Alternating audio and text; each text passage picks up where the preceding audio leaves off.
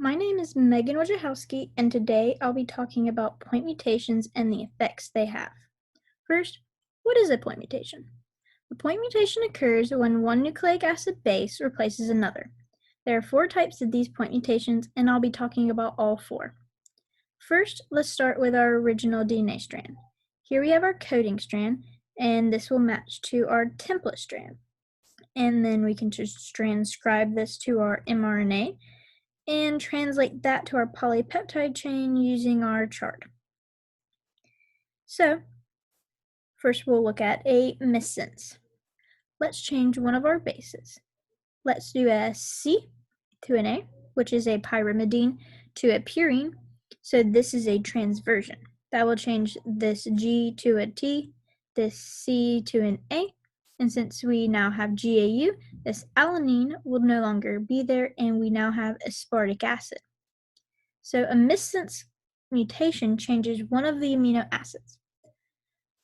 Next is a nonsense.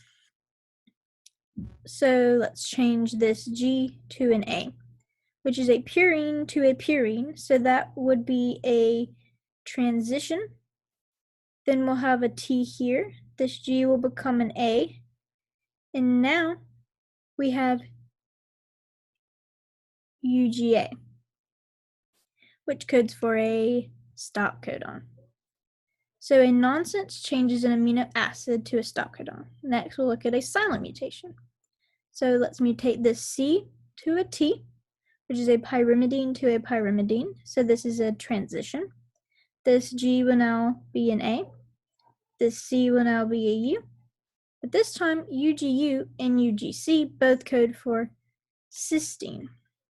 So a silent point mutation does not change the polypeptide chain. Last, we have a read-through. So this G will be mutated to a C, which is a purine to a pyrimidine. So that will be a transversion.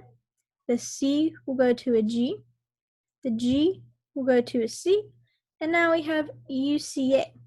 This does not code for a stop codon. This codes for serine. So a read-through will change a stop codon to an amino acid. That is the 4 point mutations and their effects they have.